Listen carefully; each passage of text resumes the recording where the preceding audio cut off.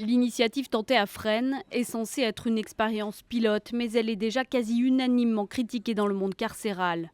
Depuis hier, une quinzaine de détenus identifiés comme étant des islamistes radicaux se trouvent rassemblés dans une même partie de la maison d'arrêt, une manière, selon la chancellerie, d'éviter qu'ils ne s'en prennent aux plus faibles et qu'ils réussissent à radicaliser une frange de la population carcérale.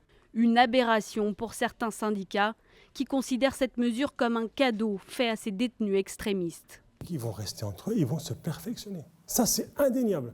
Ils ne vont pas passer à autre chose et puis se dire, ils vont se monter le cerveau entre eux. C'est leur sujet de discussion. C'est une victoire cinglante qu'ils ont remportée. D'autres organisations syndicales insistent sur le risque de constitution d'un noyau dur et le sentiment d'appartenir à une unité d'élite au sein même de la prison.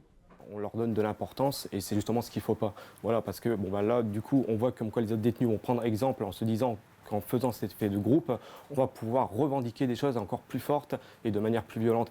Le ministère de la Justice dit être encore en phase de réflexion sur ce dossier de la radicalisation religieuse en milieu carcéral.